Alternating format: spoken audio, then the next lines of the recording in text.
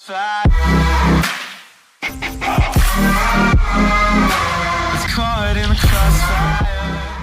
friends, I am Dimple Sharma and I welcome you to again my channel digital लेखा। कैसे हैं दोस्तों आप लोग। और जो आज का हमारा सेशन होगा वो होगा अकाउंटिंग की जो हमारी कुछ टर्म्स बची हुई हैं उसको हम लोग आज के सेशन में कंप्लीट करने वाले हैं। तो चलिए स्टार्ट करते हैं। हमारी जो फर्स्ट टर्म है वो है हमारी परचेज। और अगर आप लोगों ने सेशन को स्टार्ट करने से पहले मैं आपसे रिक्वेस्ट करना चाहूँगी, अगर आप लोगों ने मेरे चैनल को सब्सक्राइब नहीं किया है तो प्लीज़ सब्सक्राइब कीजिए। और अगर आपको पसंद आ रहा है हमारी क्लासेस तो उसको लाइक भी कीजिए, शेयर कीजिए। तो चलिए अब हम लोग स्टार्ट करते हैं। आज का जो फर्स्ट टर्म है वो है हमारी परचेज। अब परचेज क्या होती है, देखिए इसको हम लोग प्रैक्टिकल तरीके से देखते हैं। डेफिनेशन तो आपको ज़्यादा अच्छे से अंडरस्टैंड हो पाएगी। कोई भी बिज़नेस को चलाने के लिए, कोई बिज़नेस है दो तरीके से चलता है। या तो कोई बिज़नेस है सर्विस प्रोवाइड करवाता है, या फिर कोई बिज़नेस क्या करता है, प्रोडक्शन करता है। दो ही चीज़ों से बिज़नेस चलता है। या तो सेवाओं का आदान प्रदान करने से, मीन सर्विस को हम लोग आदान प्रदान कर सकते हैं तो बिज़नेस की जो एक्टिविटीज़ होंगी, या फिर हम लोग किसी भी प्रोडक्शन को किसी भी वस्तु का हम लोग प्रोडक्शन कर सकते हैं तो वो भी बिज़नेस कहलाता है। लेकिन क्या होता है कि अब बिज़नेस चलाने के लिए भी है ना दो प्रोसेस होती हैं। काफ़ी सारी बिज़नेस यूनिट्स ऐसी होती हैं जो क्या करती हैं, बिल्कुल तैयार माल को उठाकर खरीद कर लेके आती हैं और फिर उसको बाद में बेचती हैं, सेल करती हैं। दूसरा क्या होता है कि वो बेचने के पर्पज से अपना बिजनेस स्टार्ट करती है, लेकिन वो कहीं से माल नहीं उठा के लेके आती है। वो क्या करती हैं, खुद अपनी मैन्युफैक्चरिंग कंपनी में उसका प्रोडक्शन करती हैं। अब प्रोडक्शन करने के लिए हम लोगों को किसकी ज़रूरत होती है, प्रोडक्शन करने के लिए हम लोगों को रॉ मटेरियल की ज़रूरत होती है। तो अगर उनको प्रोडक्शन करके फिर माल अगर बेचना है तो फिर वो क्या करेंगे, वो खरीदेंगे, क्या खरीदेंगे, वो खरीदेंगे कच्चा माल खरीदेंगे। तो जो कच्चा माल में जो लागत लगी है तो वो उनकी परचेज कहलाएगी। और अगर दूसरी तरह से अगर हम लोग देखें, अगर उनको कच्चा माल नहीं चाहिए, वो प्रोडक्शन नहीं करना चाहते हैं, तो वो कहीं से पूरा जो बनाया हुआ बिल्कुल रेडी जो मटेरियल होता है उसको खरीदेंगे, जिसको हम लोग फिनिश गुड्स बोलते हैं, मतलब तैयार माल खरीदेंगे। किसके लिए खरीदा जाता है वो माल, जिससे कि वो आगे उसको बेच सकें। सेल के पर्पज से है ना, अगर हम लोगों ने किसी भी तरीके की कॉस्ट लगाई है, सेल के पर्पज से अगर हम लोगों ने किसी भी तरीके का खर्चा किया है तो वो क्या कहलाता है, हमारा परचेज कहलाता है। जैसे हम लोगों ने जैसे मैं आपको ये एक मार्कर है, अगर मैं ये 100 मार्कर अगर मैं कहीं से इसको इकट्ठा लेके आती हूँ, किस पर्पज से कि मुझे मेरी कंपनी में, मेरे बिजनेस में इसको सेल करना है, बेचने के पर्पज से मैं ऐसे 100 मार्कर खरीद लेती हूँ और अपनी कॉस्ट लगाकर इसको आगे बेचूंगी। लेकिन बेचने से पहले मैंने इसको मार्कर को खरीदने के लिए कुछ लागत लगाई है। तो जो लागत लगाई है खरीदने के लिए, जो मैंने परचेज करा है इसको, तो परचेज करने पर जो लागत लगाई है मैंने, वो कहलाती है लागत परचेज। ठीक है।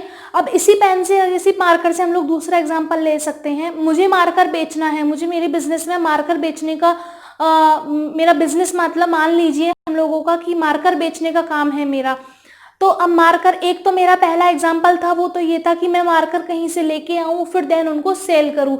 तो मुझे मार्कर लेके आई तो मैंने उसको तैयार मार्कर को ले लिया। लेकिन अब मेरा क्या है, मेरी जो बिजनेस है वो प्रोडक्शन भी करना चाहती है।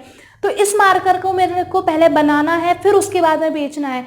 तो बनाने के लिए मेरे को क्या चाहिए, इस मार्कर से रिलेटेबल जितने भी रॉ मटेरियल होंगे वो मेरे को सारा मटेरियल चाहिए होगा। तो जो मटेरियल मैं इसको खरीदने में, जो पैसा मैं इस खरीदने में इसको लगा रही हूँ, इसके रॉ मटेरियल को खरीदने में लगा रही हूँ, तो वो जो कॉस्ट है वो परचेज कहलाती है। तो समझ गए दोस्तों आप लोग परचेज क्या होती है। अगर आपको डेफिनेशन समझ में नहीं आ रहा है तो उसको क्लियरली बहुत इजी वे समझ लीजिए। अगर हम लोगों को सेल के पर्पज से कि कहीं पर भी हम लोग लागत खर्च करते हैं तो वो हमारी परचेज कहलाती है। फिर चाहे हम लोग प्रोडक्शन खुद करें तो प्रोडक्शन करने के लिए हम लोगों को रॉ मटेरियल भी परचेज करना पड़ेगा, तो वो जो रॉ मटेरियल में जो लागत लग रही है वो हमारी परचेज कहलाएगी। और अगर हम लोग प्रोडक्शन नहीं कर रहे हैं, कहीं से तैयार माल हम लोग रिसीव कर रहे हैं बेचने के लिए, तो जो माल प्राप्त करने के लिए जो लागत लगाई है वो भी हमारी परचेज कहलाएगी। अब परचेज क्या होती है, ये भी एक तरीके का खर्चे का प्रकार है। इसको हम लोग किस में इंक्लूड करते हैं, इनकम के स्टेटमेंट में इंक्लूड करते हैं। चलिए अब नेक्स्ट देखते हैं, वो है हमारा प्रॉफिट। अब प्रॉफिट को हम लोग दूसरी अगर लैंग्वेज में बोलते हैं तो प्रॉफिट को दूसरा जो हम लोग बोल सकते हैं वो होता है नेट इनकम।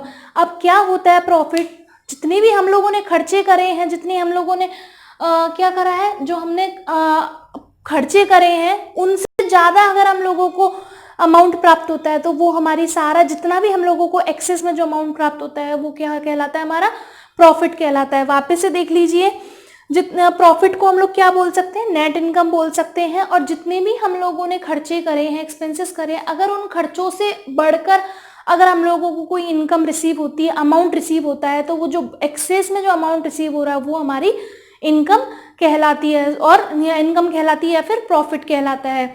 लॉस देखिए, नेक्स्ट जो होता है लॉस है। अब लॉस क्या होता है, लॉस जस्ट बिल्कुल, अब आपको इतना तो आइडिया लग ही गया होगा, लॉस जो प्रॉफिट का वो जस्ट अपोजिट होता है। इसमें होता है एक्सेस खर्चों से अगर हम लोगों को ज़्यादा इनकम प्राप्त होती है, मतलब हम लोगों ने इस मार्कर को बनाने, बेचने, खरीदने में और बेचने में जितनी भी हमारी लागत आई थी वो 100 रुपीज़ आई थी, और अगर मेरे को 100 रुपीज़ से ज़्यादा अगर हम लोगों को रुपीज़ प्राप्त होते हैं, जितना भी अमाउंट प्राप्त होता है, तो जो एक्सेस में जो अमाउंट प्राप्त होगा वो क्या कहलाएगा, हमारा वो हमारा लाभ कहलाएगा। अगर इसको हम लोग लॉस की डेफिनेशन में देखें, अगर मैंने मेरे बिजनेस में जितना भी खर्चा लगाया है और मेरे को उसके बाद में भी, देखिए इसमें एक्सेस ऑफ एक्सपेंडिचर मतलब खर्चों से भी ज़्यादा अगर हम लोगों का कोई अमाउंट निकल के आ रहा है तो फिर वो किसका मतलब क्या है, हम लोगों को इनकम तो कुछ रिसीव मिल ही नहीं रही है। जितना खर्चा लगाया तो उससे ज़्यादा और हमारा खर्चा आ गया। देखिए जो जितना भी खर्चा लगाया है उससे भी ज़्यादा हम लोगों को क्या हो गई है, मतलब हम लोग इनकम एक्सपेक्ट कर रहे थे तो वो तो आई नहीं है हम लोगों को इनकम। तो क्या हुआ है, खर्चा अगर हम लोगों को रिकवर करना है तो खर्चे से ज़्यादा इनकम होनी चाहिए हमारी, तो वो तो हमारे पास में हुई नहीं है, तो फिर नहीं हुई है, तो फिर हम लोगों को क्या हुआ है, वो हुआ है हम लोगों को लॉस। तो चलिए दोस्तों, अब आगे का जो हमारा हम लोग पढ़ते हैं वो है हमारा नेक्स्ट टॉपिक है। तो दोस्तों अभी जो हमारा है, अभी हम लोग नेक्स्ट जो पढ़ने वाले हैं वो है स्टॉक। अब स्टॉक में क्या होता है स्टॉक एक बिजनेस में कोई भी अभी हमारा बिजनेस हो सकता है, चाहे हम लोग सर्विस प्रोवाइड कर रहे हो, चाहे हम लोग प्रोडक्शन कर रहे हो किसी भी वस्तु का, लेकिन बिजनेस तो बिजनेस होता है। एक बिजनेस में किसी भी निश्चित समय पर एक माल का उपलब्ध होना, मतलब माल का उपलब्ध होना कैसे, मतलब कोई भी हमारा सामान है, कोई गुड्स है, एक निश्चित समय पर उसकी मात्रा अगर हमारे पास में है कि भाई हम लोग ना, मेरे पास में इतना, अभी मेरे बिजनेस में इतना माल पड़ा हुआ है। एक अभी का मतलब क्या है, एक निश्चित पीरियड में। अकाउंटिंग ईयर होता है एक, अगर हम लोग अकाउंटेंसी की लैंग्वेज करें तो एक लेखांकन वर्ष 1 साल का होता है, ठीक है।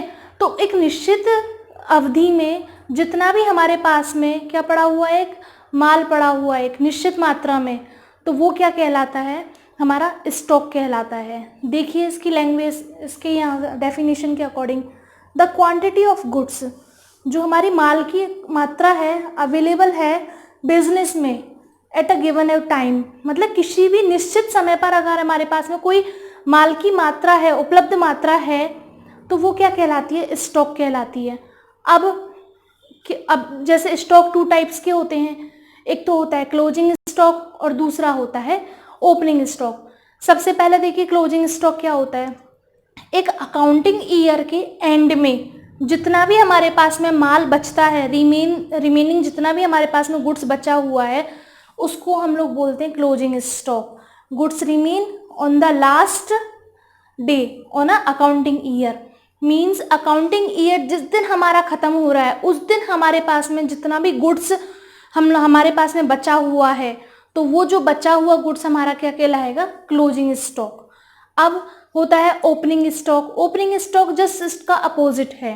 अकाउंटिंग ईयर के एंड होने पर जितना माल हमारे पास में बचा वो तो कहलाया क्लोजिंग स्टॉक, लेकिन अकाउंटिंग ईयर जिस दिन से स्टार्ट होता है हमारा, उस दिन हमारे पास में कितना गुड्स है, कितना हमारे पास में माल है, तो वो हमारा कहलाएगा ओपनिंग स्टॉक कहलाएगा वो। ठीक है दोस्तों, आया आपको समझ में, ये होता है ओपनिंग स्टॉक। वापस से सुन लीजिए, ईयर के एंड में जो हमारे पास में माल बचता है वो तो कहलाता है क्लोजिंग स्टॉक, और ईयर के अकाउंटिंग ईयर के जो स्टार्टिंग में जो हमारे पास माल बचा हुआ है वो कहलाता है ओपनिंग स्टॉक। नेक्स्ट हम लोग देखते हैं सेल। सेल क्या होती है, किसी भी माल को अगर हम लोग परचेज कर रहे हैं, किसी भी माल को परचेज कर रहे हैं, किसी भी गुड्स को हम लोग परचेज कर रहे हैं, किस पर्पस से? सेल के पर्पस से। या किसी भी गुड्स को हम लोग प्रोड्यूस कर रहे हैं, उसका उत्पादन कर रहे हैं, किसके पर्पस से? सेल के पर्पस से। और फिर उनको परचेज कर लिया या फिर उत्पादन कर लिया और फिर हम लोग उसको किसी को ट्रांसफर कर दें। हम लोगों ने परचेज किया कोई सामान, किसके पर्पस से? कि हमको उसको बेचना है, सेल करनी है उसकी, तो हम लोगों ने किसी परचेज किया या फिर हम लोगों ने उसका प्रोडक्शन किया, मतलब उत्पादन किया, और फिर हम लोग उसको ट्रांसफर कर दें, किसके बदले? किसी कंसिडरेशन के बदले में, प्रतिफल के बदले में हम लोग उस माल को ट्रांसफर कर दें, तो वो हमारा क्या कहलाता है? जो प्रतिफल, जो कंसिडरेशन अमाउंट है, वो हमारा क्या कहलाएगा? वो हमारा सेल कहलाएगी। जैसे इस पेन को मैंने खरीदा किसी से, ठीक है, और किस पर्पस से खरीदा? बेचने के पर्पस से खरीदा। अब मैंने इसको किसी को ट्रांसफर कर दिया है और जो बदले में जो कंसिडरेशन अमाउंट था, कि मैंने बोला कि मुझे 10 रुपए के बदले में मैं आपको ये पेन दे सकती हूँ, मार्कर दे सकती हूँ, तो जो बदले में, मतलब प्रतिफल के बदले में जो मेरे को 10 रुपये प्राप्त हुआ, वो 10 रुपये मेरी क्या कहलाई? सेल कहलाई। तो वापस से सुन लीजिए, किसी भी हम लोग किसी गुड्स को अगर परचेज कर रहे हैं, उसका पर्पस क्या होना चाहिए? सेल होना चाहिए। किसी भी गुड्स को हम लोग परचेज करते हैं या फिर किसी गुड्स को हम लोग खुद प्रोड्यूस कर रहे हैं लेकिन पर्पस उसका सेल है, और फिर हम लोग उसको ट्रांसफर कर दें, किस वजह से? कंसिडरेशन की वजह से, कि हमको प्रतिफल के बदले में जो राशि प्राप्त होने वाली है वो हमारी क्या कहलाएगी? सेल कहलाएगी, मतलब बिक्री कहलाएगी। परचेज हम लोगों ने अभी पहले पढ़ ही ली थी। अब जो नेक्स्ट है हमारा गेन। काफी स्टूडेंट कंफ्यूज हो जाते हैं, गेन और प्रॉफिट एक जैसा होता है। नहीं, बोथ आर सिमिलर वर्ड्स, और इन दोनों के ही जो क्या है, अलग अलग अपने अपनी मीनिंग रखते हैं। प्रॉफिट आपको पता ही चल गया था, एक्सपेंडिचर हम लोगों ने जितना खर्च किया, हमने उससे ज़्यादा अगर हम लोगों को इनकम प्राप्त होती है तो वो हमारा क्या कहलाती है? वो हमारे प्रॉफिट्स कहलाते हैं। लेकिन गेन क्या होता है दोस्तों?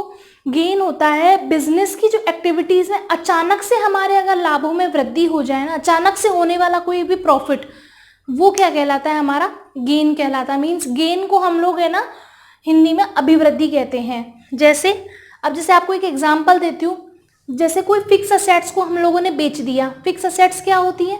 मैंने आपको बताया था, जब असेट थी, जब जिसको हमारे बिजनेस में हम लॉन्ग पीरियड के लिए यूज़ कर सकें। जैसे अगर हम लोग एक बिल्डिंग लेते हैं, बिल्डिंग को अगर हम लोग बेचते हैं, फिक्स असेट्स है, और उसको बेचकर हम लोगों को जो अचानक से कोई प्रॉफिट हो गया, बेचने पर प्रॉफिट हो गया, अचानक ही हुआ, हम लोगों को आइडिया ही नहीं था कि इसको बेचेंगे और इतना हमको प्रॉफिट हो जाएगा, तो ये कहलाता है गेन। चलिए दूसरा एग्जांपल दे लेते हैं।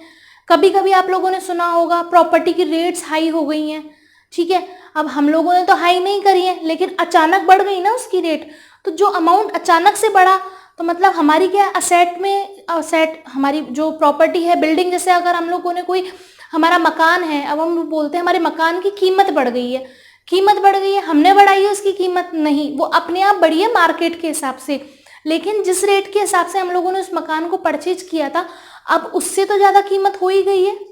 तो मतलब हम लोगों को तो अगर हम लोग उस बिल्डिंग की अगर रेट लगाएं तो रेट तो इंक्रीज हो गई है। तो अचानक से किसी असेट में अगर हमारी असेट की प्राइस में, मूल्य में अगर इंक्रीज हो रहा है, तो जो इंक्रीज हो रहा है वो भी तो क्या हो रहा है हमारा, वो भी तो गेन है। तो समझ में आया? बिजनेस में किसी भी तरीके के अचानक कोई भी आकस्मिक घटनाओं से कोई लाभ हो जाए, अचानक से कोई लाभ हो जाए, तो वो हमारे क्या कहलाते हैं? गेन कहलाते हैं। तो ये आप नोट कर लीजिए। यहाँ पर आज की जो अकाउंटिंग टर्म्स थी, आज की क्या मतलब जितनी भी सारी अकाउंटिंग टर्म्स थी वो हो गई है कंप्लीट। अकाउंटिंग टर्म्स हो गई है, अकाउंटिंग का जो हम लोगों ने बेसिक आपको पढ़ा दिया, डेफिनेशंस हो गई, उसके ऑब्जेक्टिव्स हो गए, उसके टाइप हो गए, हम लोग अकाउंटिंग प्रोसेस हो चुका है। अब हम लोग कल से पढ़ेंगे अकाउंटिंग के रूल्स, जिसको हम लोग गोल्डन रूल्स बोलते हैं।